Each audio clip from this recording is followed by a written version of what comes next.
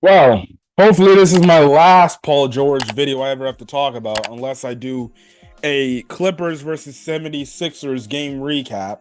And I want to give my thoughts about how Paul George played in his return to Los Angeles. But Paul George had his infamous podcast P, where he talks about how the breakup with the Clippers went, how the negotiations ended up going, and a bunch of stuff like that. So, look, all right, I'm just gonna put my objective hat on as much as I want to put my Clipper hat on. Regardless, I'm gonna be as objective as I can be, and that's what I'm gonna be doing. But regardless, at the end of the day, I'm still gonna be reacting as if I'm a Clippers fan, right? So, Paul George, we all know he ended up signing with the 76ers after the negotiations with the Clippers basically died.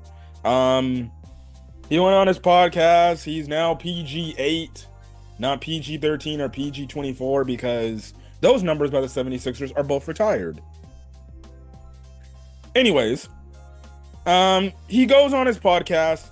He talks about a bunch of stuff. He talks about, I guess I'll get the little things out.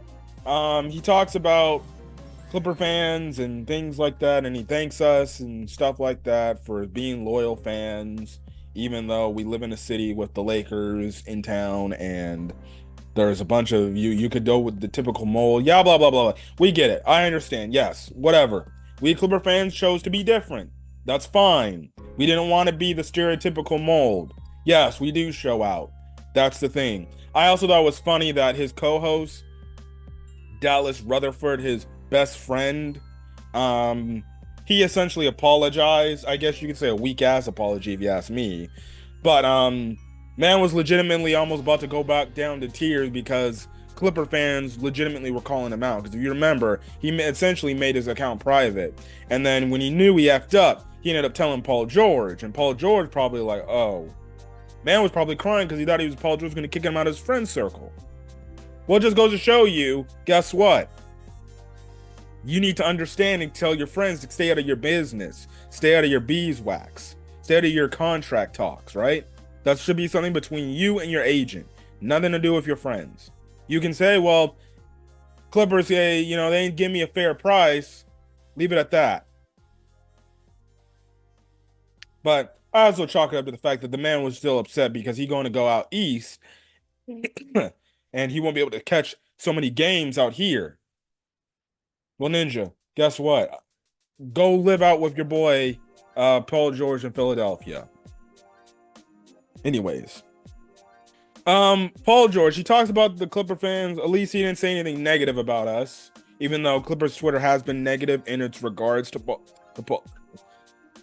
Paul George. I being one of them. I was completely fine with letting Paul George walk because I've been saying for the past 2 seasons that the Clippers need to blow it up. You can go check my Twitter. I've been freaking saying the Clippers need to blow it up. They're finally now blowing up 2-1-3, only a year too late. Now they realize, okay, we're fucked.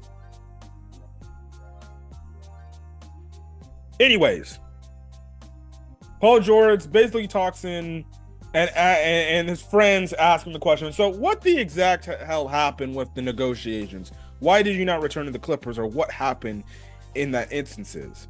Now, Paul George makes the mention how he never wanted to leave Los Angeles and how he never wanted to live LA. Again, I've said this time and time again. I've said this in my recap, the last few playoff games. I've said this the last few video games. All Paul George cares about at this point in time is being at home. Once he got at home, that's when he started making this podcast. That's when he started being a little bit more lackadaisical. Obviously, he still came out and played basketball, but even then, there was times where he wasn't serious. His whole goal was to get home, and he got home. He got to chill and relax for a bit. So, in the first negotiations, he goes on to say the first initial deal he thought was disrespectful. Now he goes on to say like there's no hard feelings between him, Ballmer, and Lawrence Frank. He understands it's a business, but apparently, according to him,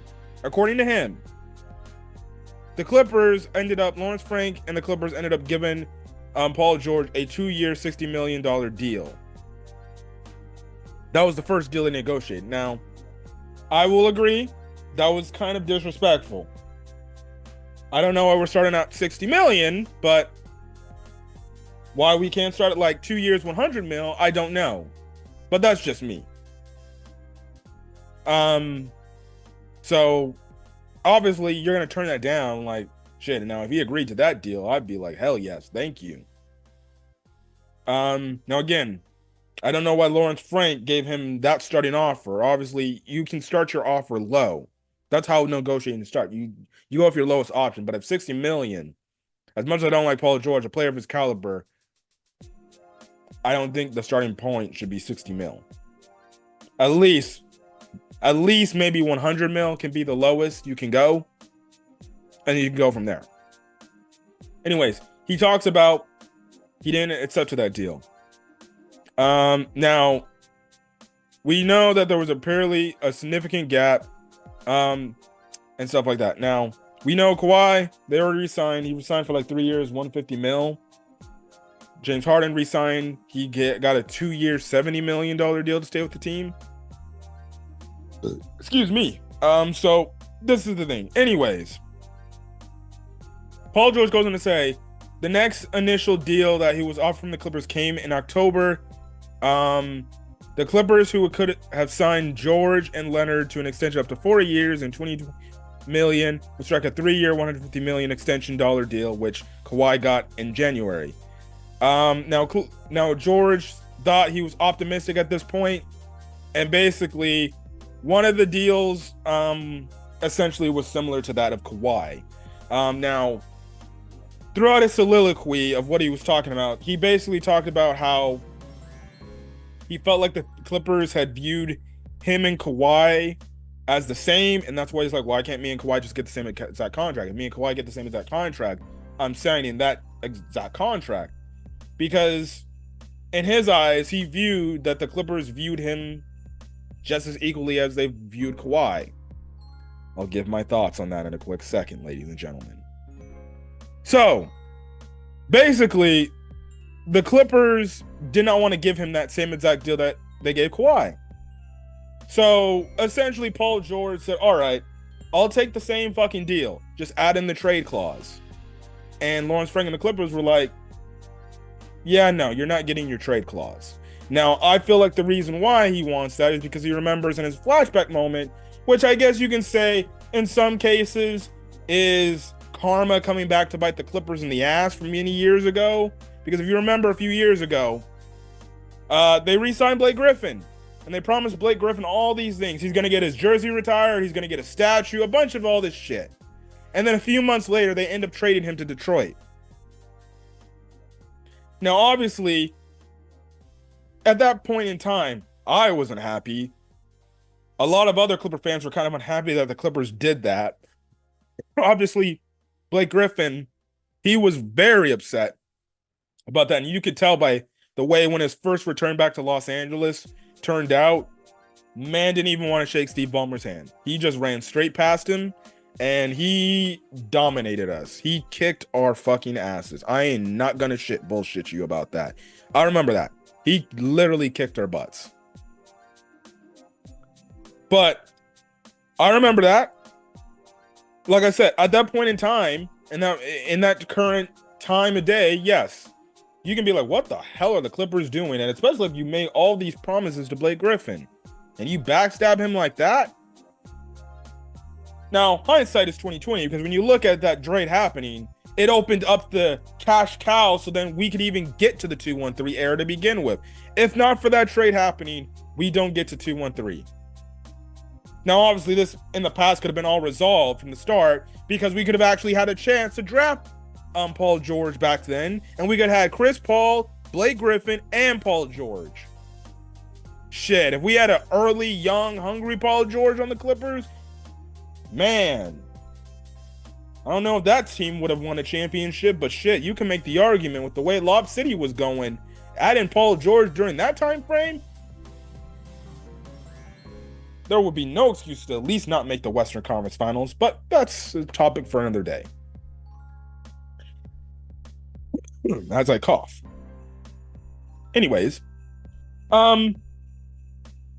So that happened, and my best guess is the reason why Paul George asked for no trade clause was so the same incident doesn't happen, because Paul George, I think, specified in the podcast, like, you know, if you're gonna give me this like pay cut, essentially, I want to at least have my freaking money, and if you trade me, fine, cool, whatever, I understand. But I just want my money, and the Clippers were like not willing to give him the no trade clause, and essentially because that was what I was guessing they're gonna do. I don't even Kawhi has no trade clause on his contract because they know, well, we can sign these guys to this contract. If it doesn't work, we can always trade them and ship them out for assets, and there'll be a team that will feel like, okay, we can still work with an aged PG or an aging Kawhi or latter half of their career. You know, they just won't need to do as much because they'll probably be like a third star for us, right? But because the Clippers didn't want to do the no trade clause, makes sense. Thank goodness they didn't do that because that would have effed the Clippers up regardless. And he felt like he didn't do that because he talked about like, well, if you guys say you want me here, like give me the no trade clause, whatever. But anyways, that's when Paul George raised his offer. He's like, all right, then give me the fucking max contract. And the Clippers were like, yeah, we're not for business anymore. Thank you, and best of luck in your future endeavors, right? And then that's when he ended up in Philadelphia. So that basically is the whole breakdown of everything that happened, according to him. Look, at the end of the day, I don't really give a crap. Paul George is gone. It is what it is. Whatever. Negotiations happen. Would it have been fine if Paul George came back on a pay cut deal? Yeah, fine. That's great. Now, that just means we're taking out of the moves for certain players that we may have already signed. But regardless, I've been advocating that the Clippers need to blow up 2-1-3 because, listen, it's over. It's cooked. You've been at this for 5 years and you haven't done anything. And yes, people in my comment section could say, well, Paul George is the more injury-free player. He stays healthy more compared to Kawhi. And this kind of gets into the thing about how Paul George was talking about how like he thought the Clippers viewed him and Kawhi as equally. No, they don't. No, they didn't. No, they never have. Shit, I can go back to the day one trade. The only reason why they traded for you is so they could lock Kawhi down because for some odd reason, Kawhi wasn't convinced enough that maybe he could do 1 year of, all right, let's see how Shea is and a bunch of the other players in the roster, all out what LeBron did with the Lakers. At least there's one thing with LeBron that I actually did like in terms of his Lakers tenure. He played and endured 1 year of being a shitty basketball team, playing with like legitimately rookie players, right? To see what the team had. And then that's when he started making his little changes every here and there, right? So why the Clippers couldn't convince Kawhi to do the same? No clue. But they only brought you along for the ride because guess what? They knew that was their ticket to Kawhi, and they were desperate to get Kawhi because they didn't want Kawhi to go back to either Toronto or go across the hall. Personally, I think if you ask me, Kawhi was going to sign with the Clippers regardless because his end goal was to get home. And I think he just made the Clippers do that move because he knew the Clippers were in a very pressurized situation. And they knew if they didn't get the guys that they were targeting, if they didn't get Kawhi, Lawrence Frank probably would have lost his job. Steve Ballmer would have said, like, well, you didn't get the guys that you wanted. You're gone. You're fired. Especially if Kawhi went to the Lakers, Steve Ballmer probably fired that dude. Crazy times you think. What if the Clippers just played Kawhi's bluff and just said, you know what, dude? We know you want to come home. You ain't going into the Lakers to make some super team. We know you're going to come here because you want a challenge. Just sign with us. We'll see we'll see. We're going to do 1 year where it's just you and what we got left of whatever we have from the 2018, the 2019 team or whatever. The one that took the Warriors 6 fucking games. Now, again, if I'm Kawhi, I don't know how that does not convince you enough. That roster took the Warriors with a Kevin Durant 6 games in the first round. They almost won 7 games against the Kuwait with the Warriors with KD in their primes. To 7 games. They took them 6. How Kawhi was not convinced by that alone, I have no idea. But regardless, dating back to the trade, they only brought Paul George to the Clippers because they wanted Kawhi that damn desperately. So clearly, from the jump, they only viewed you as a side piece, a role. Just another guy. Really, not another guy, but another talented player that's just, oh, we got him. Hopefully things work out, right? They don't view Paul George like Kawhi because they know, all right, we've had enough and enough time to see what it's like to just have Paul George with us in the playoffs. Now, we got to the Western Conference Finals, but we only got there to the Western Conference Finals because we got out of the first round. And if it wasn't for Kawhi going nuclear against the Dallas Mavericks in 2021, we don't get to the second round. Obviously, Paul George and other players on the team picked up the slack in the second round and got us to the Western Conference Finals. But regardless, Clippers don't get past Dallas that year if not for Kawhi going nuclear in Dallas. Because if you remember, we go down 0-2, and the rest of the series, Kawhi just goes absolute ballistic. Do we not remember the man literally went into Dallas and dropped 45 fucking points, put the team on his back, and willed the Clippers to get to the W? That literally broke Dallas. Broke them.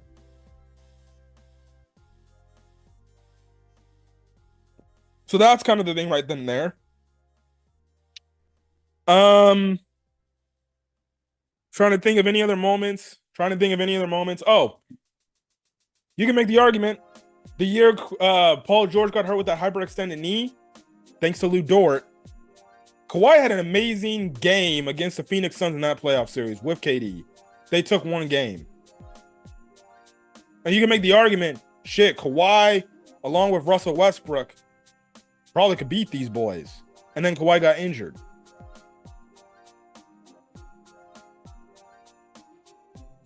Kawhi nearly damn near by himself with Russell Westbrook. We could have potentially gone up 2-0 on these dudes. So you have that. And then obviously last year, no Kawhi. This is put up or shut up time for Paul George. Now I know Kawhi played games 2 and 3, and he stunk in those games. Especially in game 3. Because his knee wasn't right. And that's no excuse regardless. No excuse. But Paul George, in that Dallas series, it's put up or shut up time. And if this was going in, and if these negotiations were happening, clearly the Clippers were just at the point where they're just sitting back and like, all right, Paul, show us that you're worth the money. You say you're worth this money? Show us. That's great. You can put up the regular season stats. You can be very efficient in the regular season. That's great. When the money hits the road, when it's put up or shut up time, when it's time to show up when it matters most, are you going to be that guy for us? Are you going to be that guy that can elevate the team's play to take us over the top like a Kawhi Leonard can? That was what Lawrence Frank and the front office was basically doing. They sat back, they watched the Dallas series, and they're like, this is going to be the series that determines if you get paid from us. If you want your no trade contract or clause or whatever. And Paul George didn't. Paul George was one of the worst players for the Clippers in that Dallas series. Outside of game 4 and 1, he didn't do anything else. Game 2, he was pretty bad. Game 3, he was awful. Need I remind you, he dropped only 7 points? I don't remember. It's around that point. He only had single-digit points. He rebounded in game 3, or game 4. Then game 5, in a critical game 5, after tying up the series, we could take a commanding lead going back to Dallas and maybe potentially finish the series off, right? This man comes in here and he barely does anything in game 5 on home court.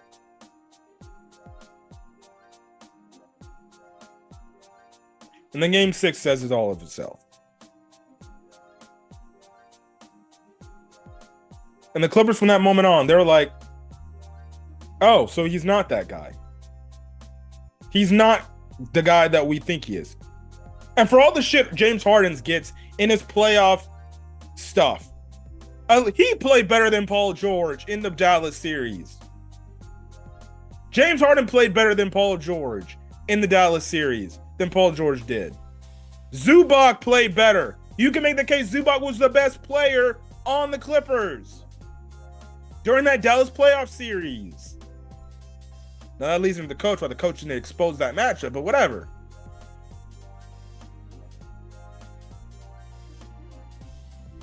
But here's the thing. Here is the thing.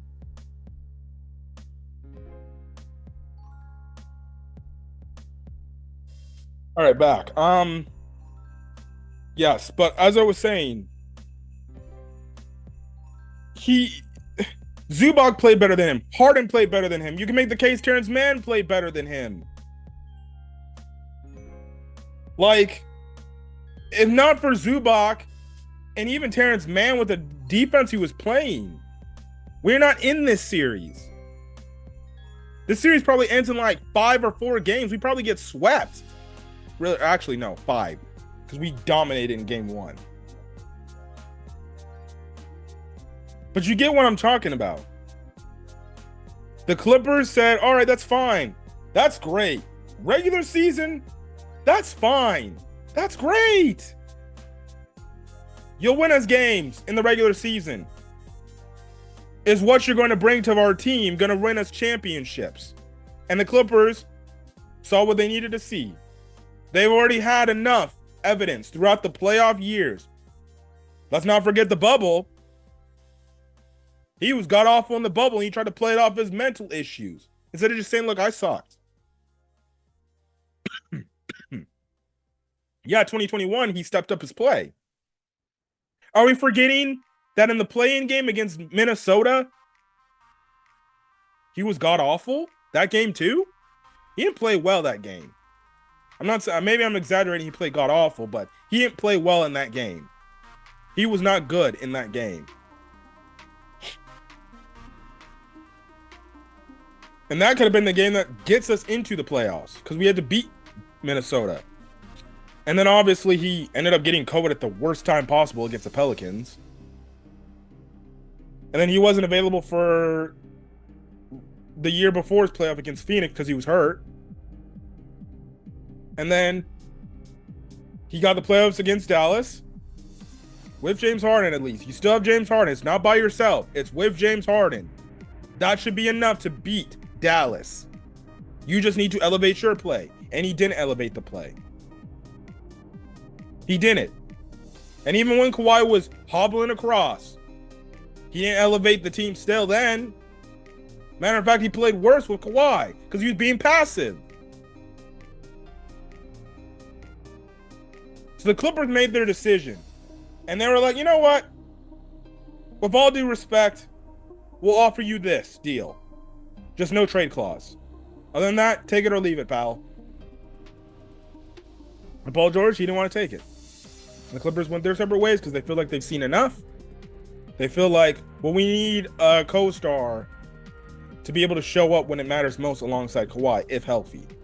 I know James Harden is far from that, but I also chalk it up to the fact that, again, the new CBA deal, the second apron, they weren't willing to do any of that stuff. They weren't willing to get themselves in cap hell. And even if you go back to that freaking Dallas series too, he was getting locked up by fucking DJJ, the guy we just signed. Derrick Jones Jr., PJ Washington. Man was even getting locked up by fucking Kyrie. A guy he's bigger than. Like, come on now. Let's be serious now. But you see how on the podcast, he kind of spins it how he doesn't, you know, he brings up the fact that he was really good in the regular season. He doesn't talk about what he did in the playoffs. Matter of fact, nobody in the national media doesn't talk about how he played in the playoffs. They don't bring that stuff that he did in the playoffs this year. And as why that maybe contributes to the reason why the Clippers did not extend him But regardless, it's also what to do with.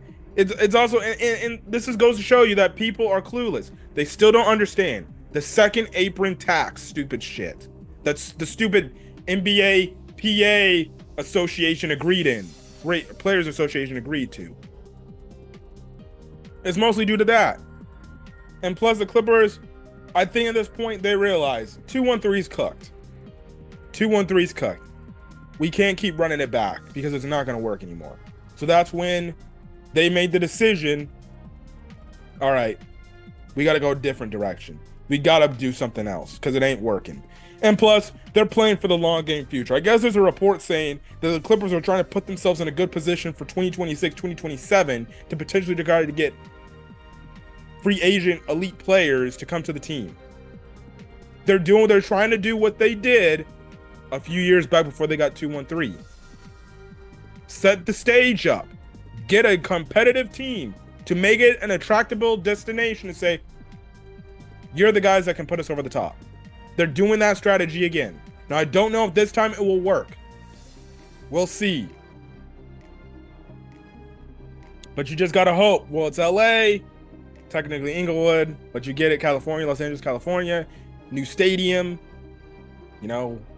passionate fan base. You can say, well, the Clippers try, it just doesn't work out in the end. We'll see. We'll see.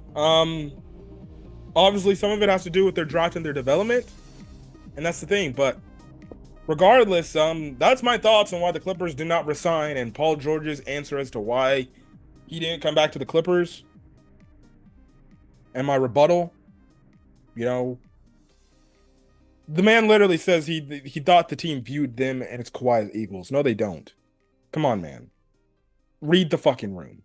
They know the reason why they offered Kawhi a contract early on like that before they even had the opportunity and did what they were doing with you was because they value Kawhi more. They know when fully healthy, he takes this team over the top.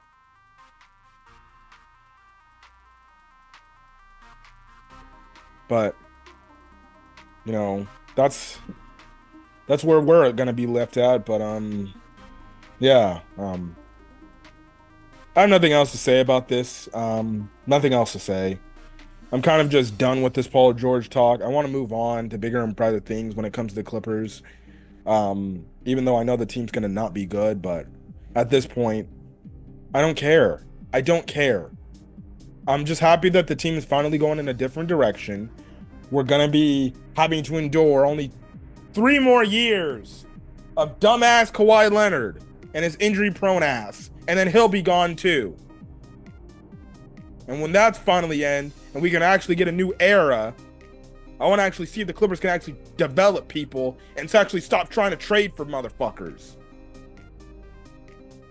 Try to bring in these big names. Actually go with development. Build a homegrown star. We haven't had that since Blake Griffin.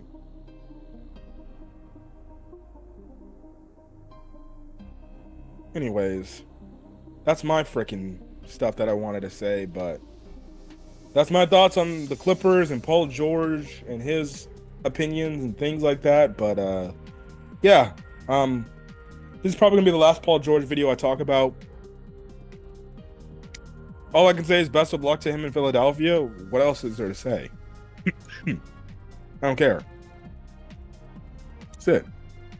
Anyways, put in the comment section your guys' thoughts. Do you agree with any of my takes? Do you agree more on Paul George's side and stuff like that? But until then, guys, catch you guys in this video. Again, whenever there's the other Clipper news posting, I'll talk about it. There's really nothing talking about it. The Chris Dunn deal is yet to be done because a bunch of holdups are happening. I really can't talk about NFL football, really Chicago Bears football, because training camp's only starting up and there's nothing to talk about in regards to football. So, yeah, that's kind of the thing. I did post my thoughts about John Cena retiring. Check that video out if you want to get my thoughts about that. Maybe I'll have to incorporate some wrestling topics since it's kind of dead for the sports field. I can't really talk about baseball because there's really nothing going on with baseball. Other than All-Star game stuff, but really, we were really talking about baseball when the playoffs hit. So, yeah. Anyways, I'm gonna get out of here. Catch you guys in the next video. Till then, guys, stay safe there and have a great rest of your day, night, or check this video. Till then, guys, peace.